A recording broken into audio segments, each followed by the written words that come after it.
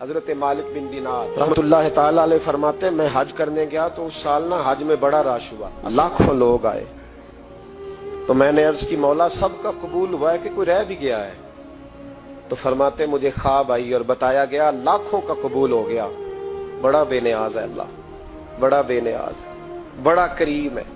چاہے تو گھر بیٹھے بیٹھے کہے ماں باپ کا چہرہ دیکھ میں تجھے حج کا ثواب دیکھ، ماں باپ کا چہرہ کا سب کا قبول ہوا، ایک ہے محمد بن ہارون بلخی، اس کا نہیں قبول ہوا۔ فرماتے میں سویرے اٹھا تو میں ڈھونڈنے لگا کہ بلخ کے لوگ، خراسان کے لوگ کہاں ٹھہرے ہوئے ہیں، وہاں علیحدہ علیحدہ ہوتے ہیں نا، یہ پاکستانیوں کی بلڈنگیں، یہ انڈین ہیں، یہ فلان ملک ہیں۔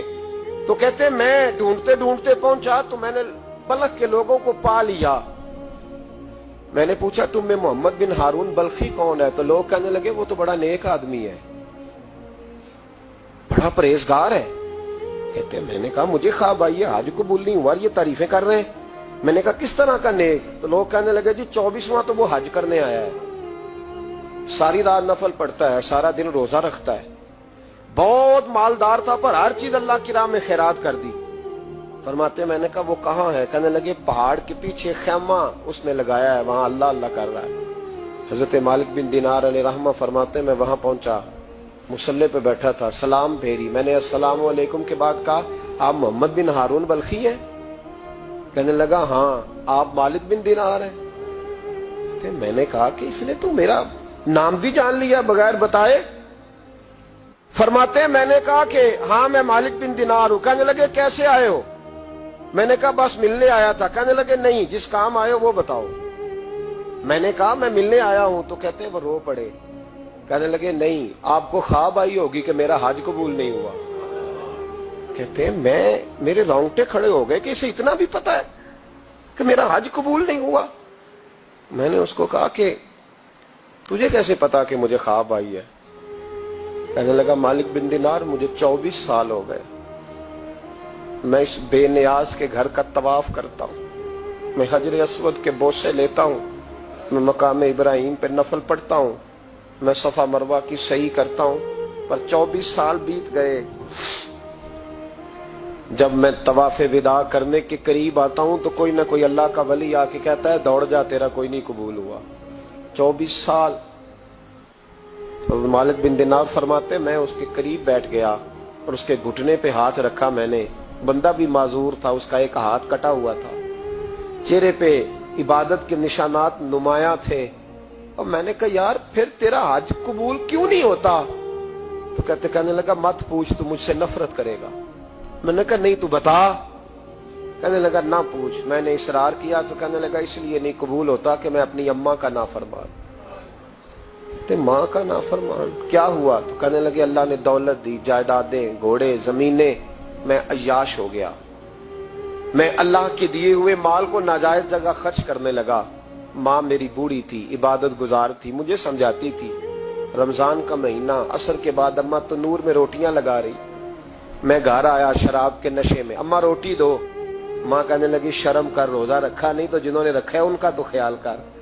کہتے ہیں یہ لفظ میں نے سنے تو ماں کو ایک تھپڑ دے مارا، اماں جلتے ہوئے تندور میں گر گئی، لوگوں نے مجھے کمرے میں بند کر دیا۔ کہتے ہیں ساری رات میں شور سنتا رہا پر نشے میں پڑا رہا۔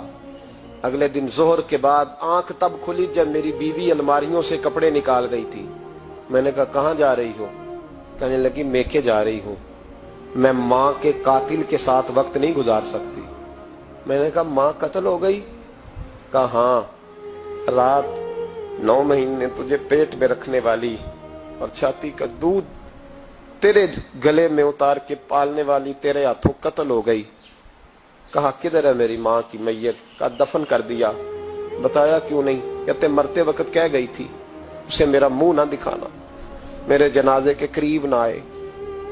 کہنے لگا میں اسی وقت اٹھا جس ہاتھ سے ماں کو مارا تھا، کلاڑا لے کے ہاتھ کاٹ دیا، جائیدادیں، گھوڑے، مکانات خیرات کر دیے، ساری رات نفل پڑھتا ہوں، سارے دن کے روزے رکھتا ہوں، ہر سال حج کرتا ہوں، عرش کا مالک معاف نہیں کرتا۔ حضرت مالک بن دینار کہتے ہیں میں نے بھی ایک تھپڑ مارا، میں نے کہا تو اسی قابل ہے تجھے معاف نہ کیا جائے، کبھی تجھے معافی نہیں ملے گی۔ کہتے ہیں میں ہو کے آیا، وہ روتا رہا، تڑپتا رہا، میں سویا گھر آ کے تو مجھے مصطفیٰ کریم علیہ السلام کا دیدار نصیب ہو گیا۔ نبی پاک صلی اللہ تعالی علیہ وسلم نے فرمایا مالک تو اسے کیوں مایوس کر آیا ہے اللہ کی رحمت سے، کیوں کہہ آیا اسے؟ میں نے کہا حضور اتنا بڑا قاتل ماں کا کیسے معافی ملے گی؟ تو محبوب فرمانے لگے اس کی ماں کی وجہ سے ہی اسے معافی ملے گی، ماں کی وجہ سے۔ حضور کس طرح؟ فرمایا ماں قیامت کے دن اس کے خلاف مقدمہ دائر کرے گی، کہے گی اللہ اسے پوچھ میرا جرم کیا تھا، مجھے کیوں جلا کے مارا؟ رب بات سنے گا اور پھر کہے گا اٹھاؤ اس کے بیٹے کو۔ ماں او بچے کی ماں بھیجے نا اب تیرے بیٹے کو سزا دے، کہے گی یا اللہ سخت سزا دے، تو رب کریم فرمائے گا اٹھاؤ اسے جہنم میں لے جاؤ۔ مصطفیٰ کریم فرمانے لگے جب زنجیریں ڈال کے فرشتے دوزخ کی طرف لے جا رہے ہوں گے نا تو پلٹ کے ماں کی طرف دیکھے گا، تھوڑا پھر آگے بڑھیں گے تو پھر دیکھے گا، پھر دوزخ کے قریب جائیں گے پھر دیکھے گا اور کہے گا اماں جی مجھے جلائیں گے، مجھے تکلیف ہوگی، زندگی میں جب درد ہوتا تھا تیرا نام میری زبان پہ آتا تھا، اماں مارنے لگے ہیں مجھے، جلائیں گے۔ میرے مصطفیٰ کریم فرمانے لگے وہ ماں اسے جلا کے مار دیا، وہ میدان محشر بول پڑے گی، کہے گی اللہ اے اللہ اے اللہ۔ رب کریم فرمائے گا کہ عرض کرے گی مولا میں نے معاف کیا تو بھی اسے معاف کر دے۔ اللہ فرمائے گا اس نے تو جلا کے مارا، تو کیوں نہیں جلنے دیتی؟ حالانکہ اللہ سب جانتا ہے، کہے گی مولا میں تو ماں ہوں نا، کیسے موقع دوں؟